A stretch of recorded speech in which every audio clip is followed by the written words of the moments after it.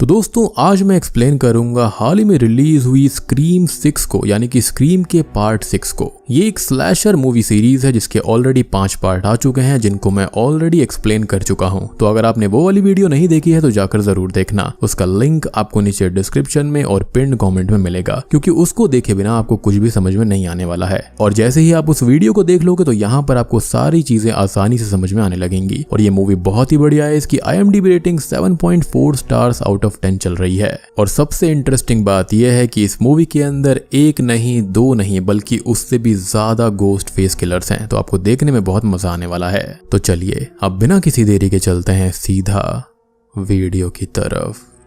Movie की शुरुआत होती है आखिरी मूवी के कुछ महीनों के बाद से ही, और हम देखते हैं ब्लैकमोर यूनिवर्सिटी के प्रोफेसर लॉरा क्रेन को, जो कि एक ब्लाइंड डेट पर आई हुई थी और काफी टाइम से अपने डेट का वेट कर रही होती हैं। खैर अब कुछ ही देर के बाद में उन्हें उसके डेट का मैसेज और कॉल आता है और वो उसको ये कहता है कि उसको रेस्टोरेंट नहीं मिल रहा है, तो वो उसको पिकअप कर ले। और वो उससे बात करते हुए बाहर आती है और एक खाली रास्ते पर पहुंच जाती है, जहां पर फोन पर उसके डेट की आवाज अचानक से स्केरी हो जाती है, just like the famous ghost face. और अब अंधेरों से निकलकर गोस्ट फेस बहुत ही मजे से बार बार स्टैब करके उसको जान से मार देता है। और अब वो अपना मास्क और कॉस्ट्यूम चेंज करता है और वहां से जाने लगता है। अब रास्ते में उसको टैरा मिलती है, जिससे उसकी थोड़ी बहुत जान पहचान थी, यानी कि यहाँ पर ये जो भी किलर है वो उसके जान पहचान वाला था। और उससे बात करके वो अपने घर आता है, अपने गोस्ट फेस मास्क को क्लोजेट में रख देता है, जहाँ पर एक और मास्क और कॉस्ट्यूम रखी हुई थी। और वो इस अपार्टमेंट में अपने फ्रेंड ग्रेग के साथ में रहता था, जो कि फिलहाल घर पर नहीं है।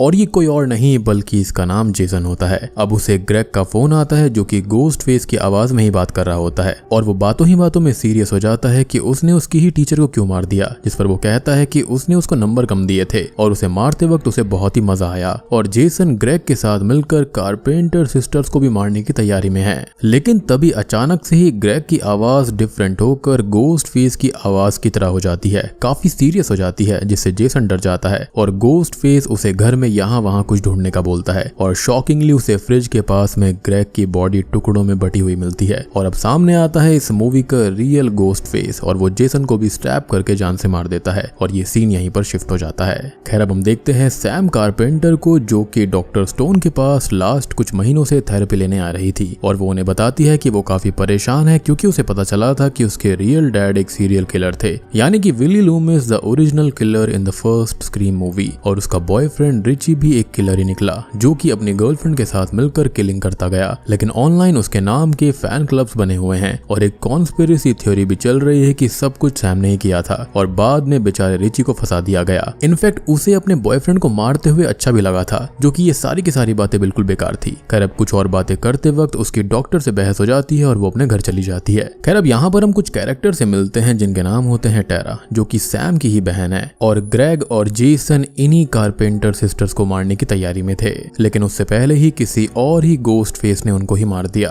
खैर साथ ही साथ यहाँ पर अब उनकी फ्रेंड क्विन बेली, ट्विंस चैड और मिंडी, साथ में मिंडी की गर्लफ्रेंड अनिका और चैड का रूममेट ईथन। खैर अब सैम घर आती है तो उसे वहां पर अपनी बहन टैरा नहीं मिलती और क्विन उसे बताती है कि वो एक पार्टी में गई है और सैम टैरा के लिए बहुत ही परेशान रहती थी, तो वो उसको लेने के लिए वहां चली जाती है। और वहां पर टैरा के साथ एक लड़का जबरदस्ती करने वाला था, तो वो उसको भी हर्ट कर देती है। अब पार्टी से बाहर आकर टैरा उससे झगड़ा करने लगती है कि वो उसकी लाइफ को ऐसे कंट्रोल नहीं कर सकती। सैम पुरानी चीजों में यहाँ पर जी रही होती है और वो नहीं जीना चाहती, और जो हुआ वो उसको भुलाना चाहती है और आगे बढ़ना चाहती है। और सैम को उसे फ्री छोड़ना ही होगा, जिस पर सैम उसको समझाने की कोशिश करती है कि वो सिर्फ उसको प्रोटेक्ट करना चाहती है और पास्ट में जो कुछ भी हुआ था वो लोग ऐसे नहीं भूल सकते, उन्हें हमेशा केयरफुल रहना होगा। लेकिन टैरा उसकी कोई भी बात नहीं सुनती और उससे नाराज हो जाती है। साथ ही साथ सैम को पब्लिक में निकलने से भी डर लगता था, यानी कि उस कॉन्स्पिरेसी थ्योरी की वजह से। इनफैक्ट लोग उसे रह रहकर बुली करते, चिढ़ाते और खूनी बोलते रहते थे। और यहाँ भी कुछ लड़कियां उसको बुरा भला बोलती हैं, जिनसे उसका झगड़ा हो जाता है और इस चीज की भी एक वीडियो बन जाती है।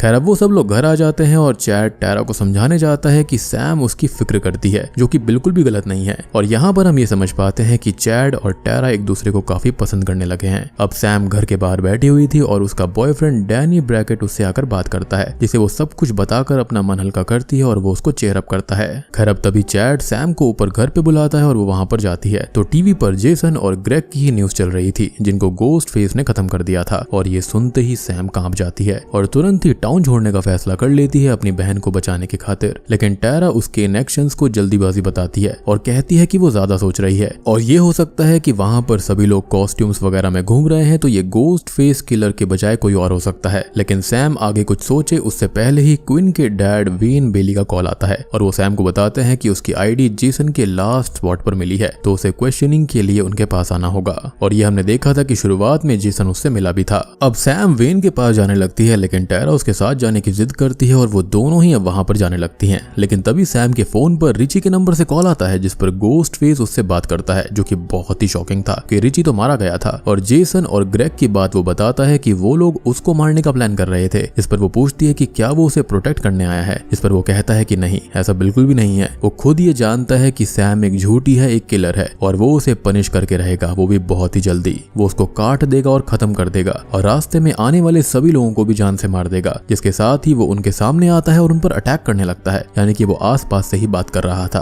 खैर अब वो दोनों भागकर एक शॉप में एंटर करती हैं और हेल्प मांगने लगती हैं जहां पर गोस्ट फेस किलर भी आ जाता है जिसको कुछ लोग रोकते हैं लेकिन वो एक आदमी को खत्म कर देता है और शॉपकीपर उसे रोकने की कोशिश करता है लेकिन वो उसको रोक नहीं पाता और वो उसे भी खत्म कर देता है। सैम और टैरा अब तक छुप जाती हैं लेकिन इससे पहले कि वो उनको ढूंढता वहां पर पुलिस आ जाती है और वो एक स्क्रीम गोस्ट फेस वाला मास्क वहीं पर छोड़कर चला जाता है। खैर अब उन दोनों को पुलिस स्टेशन लाया जाता है और ऑफिसर वेन उनसे पूछताछ करते हैं। लेकिन तभी वहां पर आती है स्क्रीम 4 की लेगेसी कैरेक्टर कर्बी रीड जो कि एक FBI स्पेशल एजेंट है और वो भी इस केस को अब आगे हैंडल करने वाली थी। और वो सैम की कॉलेज में सीनियर भी थी तो उनकी पहले से ही उससे जान पहचान भी होती है। अब शॉप वाली किलिंग की रिपोर्ट और एविडेंस आते हैं तो उसके अंदर जो मास्क छोड़ा गया था वो वहां पर 2011 की स्क्रीम का मास्क था जिसके अंदर चार्ली और जिल किलर थे और कर्बी चार्ली से ही स्टैब होकर बच गई थी। यही नहीं बल्कि मास्क जेसन और ग्रेग के पास भी छोड़ा गया था और वो था आखिरी स्क्रीम मूवी वाला मीन्स लास्ट किलिंग का मास्क जहां पर रिची और एम्बर किलर्स थे।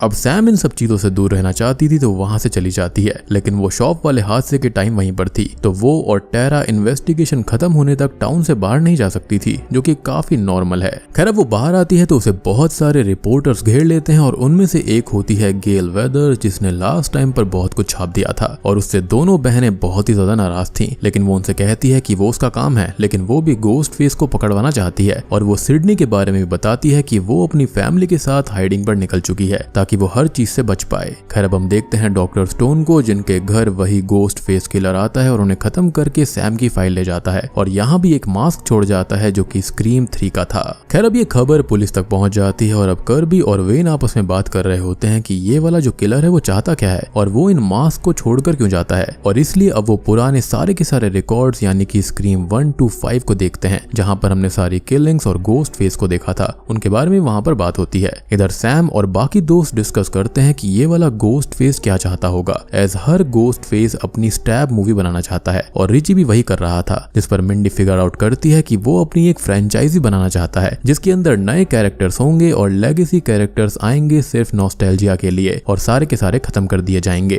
खैर अब वो लोग अपने सस्पेक्ट्स को मार्क करते हैं तो इस फ्रेंचाइजी के रूल के हिसाब से क्विन जो कि सैम और टैरा की रूममेट बनी है वो यहाँ पर हो सकती है, ईथन हो सकता है और अनिका भी हो सकती है। जिस पर वो तीनों ये कहते हैं कि वो लोग ये नहीं कर रहे और उनके लिए बाकी के 4 सस्पेक्ट्स हैं। ऐसा हो सकता है कि ट्रॉमा के अंदर सैम या फिर कोई भी पागल होकर ये मजे के लिए कर रहा होगा, यानी कि यहाँ पर सब लोग एक दूसरे के ऊपर ही शक कर रहे थे। खैर अब रात को वो सब घर पर होते हैं और टीवी देख रहे होते हैं जिस पर यही खबर आ रही थी कि पुलिस की प्राइम सस्पेक्ट सैम कारपेंटर है और उसका वो रोड पर लड़कियों से लड़ने वाला वीडियो भी वायरल हो गया था जिसके बारे में मैंने आपको शुरुआत में बताया था, जिससे परेशान होकर वो टीवी ही बंद कर देती है। अब उसे लाइट अप करने के लिए टैरा, मिंडी और चैट जाते हैं और उससे कहते हैं कि वो लोग उस पर यकीन करते हैं और एक साथ रहेंगे एक टीम की तरह। खैर अब यहाँ पर डैनी जो कि साइड वाले अपार्टमेंट में ही रहता था वो ये देखता है कि सैम के घर के अंदर गोस्ट फेस घुसा हुआ है और उसे बताने के लिए वो कॉल करता है लेकिन वो फोन पिकअप नहीं करती और अब तक गोस्ट फेस आकर क्विन को खत्म कर देता है। वो लोग वहां से भागने की कोशिश करते हैं जिसके अंदर चैड और टैरा तो बाहर निकल जाते हैं लेकिन बाकी के लोग अंदर ही रह गए थे और गोस्ट फेस अनिका को स्टैब करके बहुत इंजर्ड कर देता है। लेकिन मिंडी और सैम उसे लेकर वॉशरूम में आते हैं और डोर को बंद कर लेते हैं जहां पर पहले से ही मरा हुआ कोई पर्सन मिलता है और यहाँ पर ये भी है एक तरह से फ्रेंचाइजी रूल वाले सस्पेक्ट्स ही खत्म हो रहे हैं। Now coming back to the story, वो लोग वॉशरूम के अंदर थे और जैसे तैसे डोर को लॉक कर रहे थे और डैनी अपनी विंडो से एक लैडर उनके वॉशरूम की विंडो में डालता है जिससे सैम और मिंडी तो आ जाते हैं, लेकिन अनिका जैसे ही आने को होती है तो गोस्ट फेस वॉशरूम के अंदर आता है और उस लैडर को हिलाकर उसे नीचे गिरा देता है, जिससे वो भी खत्म हो जाती है और वो वहां से चला जाता है। और मुझे लगता है कि ये सबसे वर्स्ट वे था मरने का। खैर अगले सीन में पुलिस वहां पर आ गई थी और सब कुछ इन्वेस्टिगेट करती है और सैम यहाँ बहुत परेशान थी, जिसको डैनी संभालने की कोशिश करता है। उसे अभी भी किसी पर भरोसा नहीं होता और ये बात समझते हुए वो वहां से चला जाता है। खैर अब वहां पर ऑफिसर वेन आते हैं जो कि अपनी बेटी के खत्म होने से बहुत दुखी थे और जिन्हें सैम और टेरा संभालती हैं, और वो ये कहते हैं कि उन्हें इस केस से तो हटा दिया गया है, लेकिन वो कसम खाते हैं कि अपनी बेटी के खत्म होने का बदला उस गोस्ट फेस से जरूर लेंगे। खैर अब तभी वहां पर गेल और कर्बी आती हैं और वहां पर उन सबको एक जगह पर लेकर जाती हैं, जो कि एक पुराना थिएटर था जिसको स्क्रीम मूवी का श्राइन जैसा बना दिया गया था। यहाँ पर पूरी मूवी की छोटी बड़ी हर एक चीज थी और इस जगह को किसी और ने नहीं बल्कि जेसन और ग्रेग ने ही बनाया था, जो कि गोस्ट फेस को पता चल गई थी और उसने यहीं से सभी के मास्क लिए थे।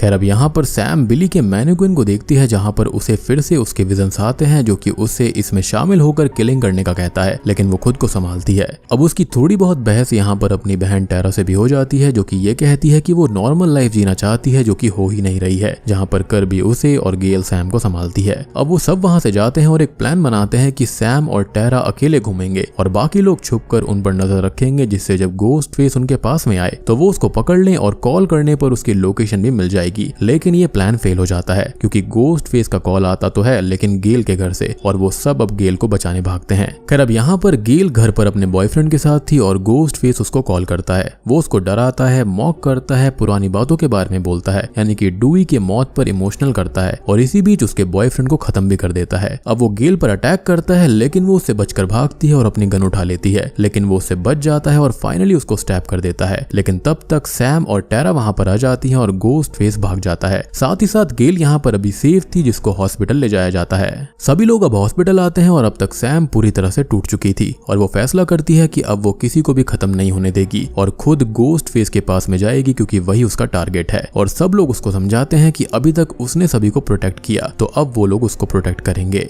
यहाँ पर ईथन भी उनके साथ था, जिस पर सबकी शक की नजर थी और बेचारा फालतू ही इसमें फंसा हुआ था। अब वो लोग एक प्लान बनाते हैं कि उस अबैंडन्ड थिएटर में गोस्ट फेस को बुलाएंगे और वहां पर उसको खत्म कर देंगे, और वो ये प्लान ऑफिसर वेन को बताकर उन्हें वहां पर बुला लेते हैं। लेकिन यहाँ पर सबसे बड़ी बात थी कि इनके बीच में ही कोई ना कोई कल्प्रिट है, क्योंकि इनके सारे प्लान फेल कैसे हो रहे थे।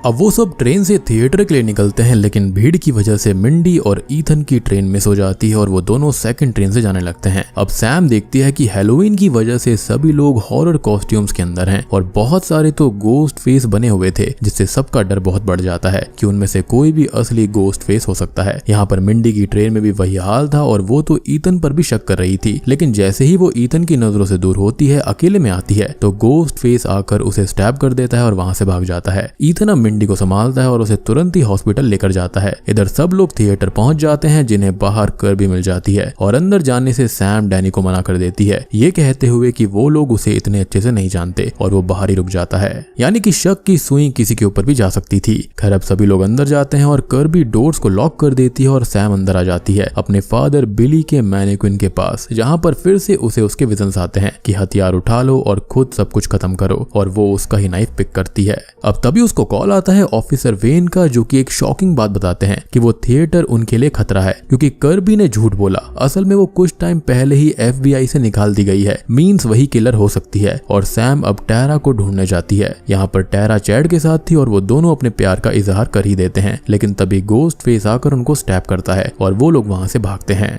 वो जैसे तैसे उस गोस्ट फेस को घायल कर देते हैं और चैड उसे मारने ही वाला होता है, लेकिन तभी शॉकिंगली एक दूसरा गोस्ट फेस वहां पर आ जाता है और पहले वाले के साथ मिलकर उसे स्टैब कर देता है। यानी कि यहाँ पर एक नहीं बल्कि दो थे, और अब सैम और टेरा भागते हैं, जिनको वो दोनों गोस्ट फेस घेर लेते हैं। लेकिन तभी कर्बी आकर उनको शूट करने लगती है और तभी वहां पर वेन भी आ जाता है, जिसके पीछे गोस्ट फेस आता है, लेकिन वो कर्बी को ही शूट करता है। और दोस्तों अभी यहाँ पर खुलते हैं इस मूवी के असली पत्ते। तो यहाँ पर एक नहीं, दो नहीं, बल्कि तीन गोस्ट फेस हैं। जी हाँ, और वो है खुद वेन, उसका ही बेटा, जो कि कोई और नहीं बल्कि ईथन है, और उसकी बेटी क्विन, जिसको खत्म करने का इन्होंने नाटक किया था ताकि इनके ऊपर शक ना जाए। और मैंने आपको पहले ही बोला था कि यहाँ पर कुछ ना कुछ गड़बड़ है, कि इनके सारे के सारे प्लान्स फेल हो रहे थे, तो इनमें से ही कोई ना कोई गोस्ट फेस था, तो ये तीनों ही यहाँ पर इसके पीछे थे।